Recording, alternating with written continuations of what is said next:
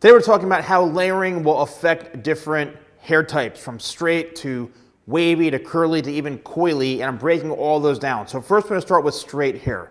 Now I do have a brand new ebook that I just launched, and it's my haircut handbook and guide to help you understand, especially if you're a client watching this, understand the different shapes of haircuts and how they apply to the best type of face shape, right? The best hair shape for the haircut shape for the best face shape. All that in my ebook. It's only $10, less than what it even costs to get your haircut.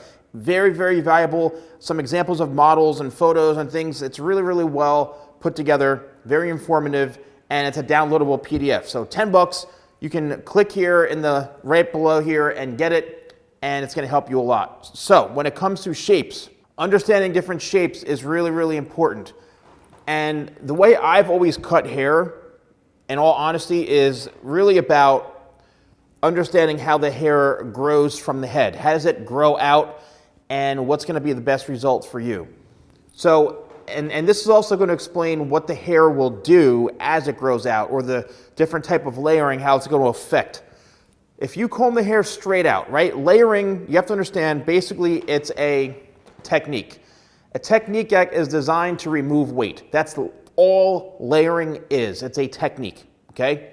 Now, there are layered haircuts and different types and names and things like that. Long layers, short layers, feathered layers, all sorts of stuff. But it really comes down to layering as a technique. If I were to comb this straight up like this, and if I were to cut this straight across, I'm basically cutting this at an angle where the hair grows out from the head. And the hair grows out from the head in a variety of different ways. Typically, most people think it grows straight up. In reality, it grows out from the head. And I've talked about this numerous times, especially in the front. The hair doesn't always really necessarily go straight up this way. It actually grows out from the head. So it's following a pattern like this, growing out from the head. If you were to get a haircut, for example, and I would say 90% of the times when I'm cutting hair, I'm cutting more of a rounded shape.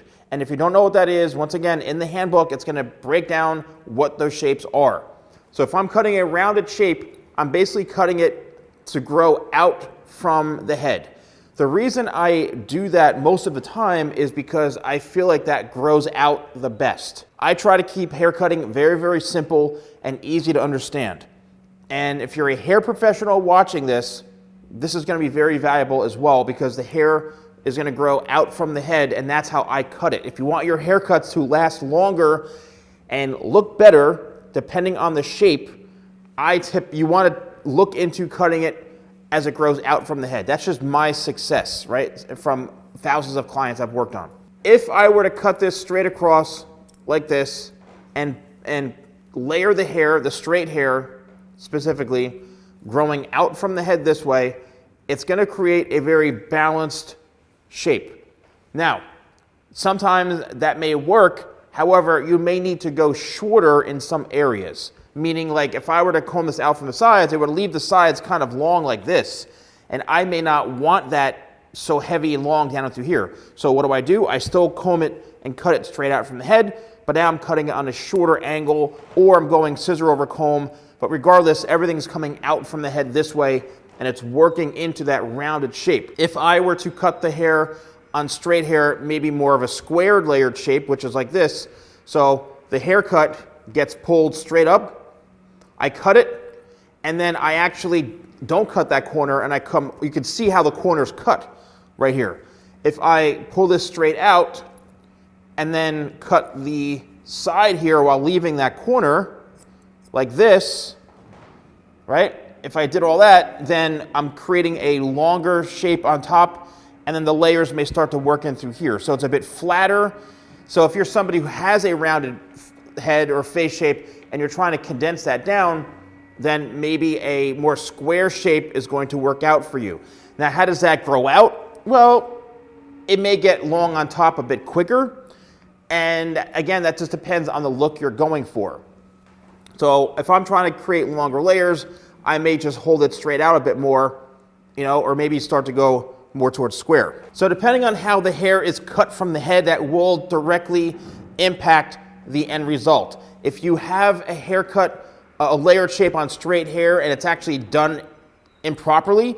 Like for example, if say you're to layer this hair and cut it really, really short right in the front here, next thing you know, that hair is so short, it's gonna fall forward into here and the hair's gonna keep falling down.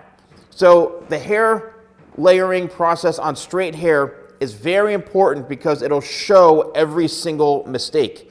And let me know in the comments below, have you ever had a haircut where you get your hair layered and you're like, wait, why do I see all these different steps in the hair? Or you got your haircut and like it creates some sort of weird S pattern type shape. That's because it's not layered properly. It's thinned out too much. It's cut too short here and not blended properly. So getting your hair cut, if your hair is straight and getting it layered, it's really, really important.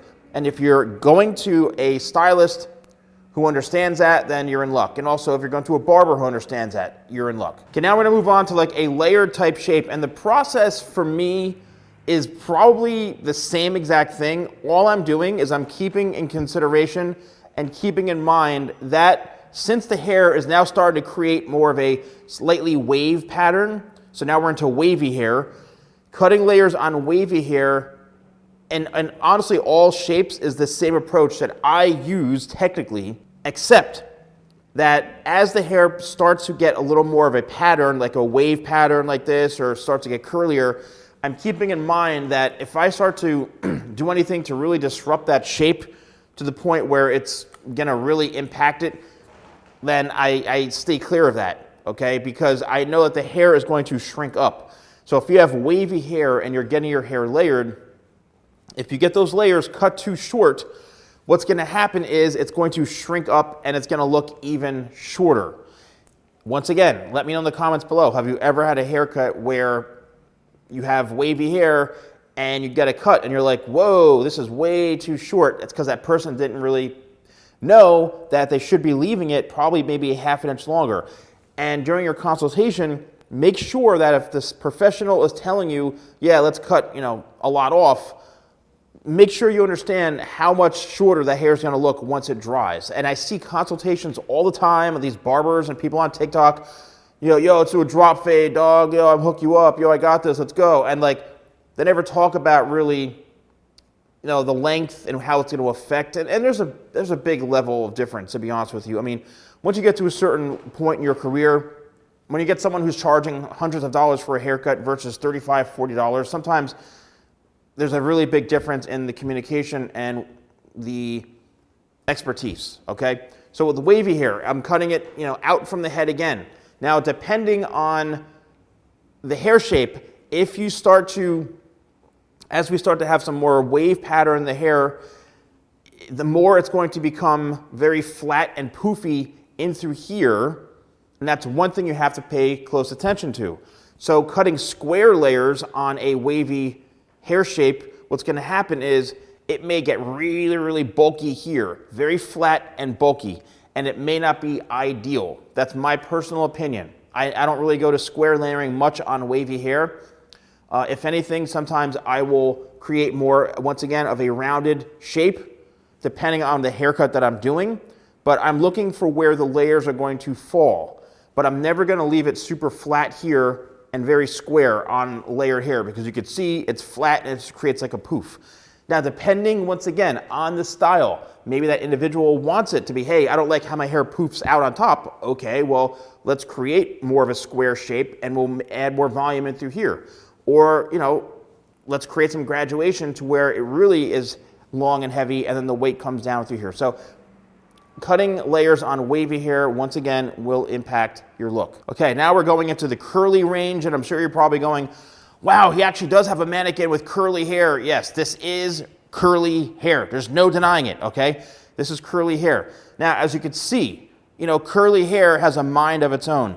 This, by far, is the biggest example of if you don't create a layered shape on top, it's going to become literally a triangle where it's going to be flat on top and it's going to pyramid out to where it's super heavy and super, super bulky throughout the sides, okay? Now, once again, take this in consideration with curly hair.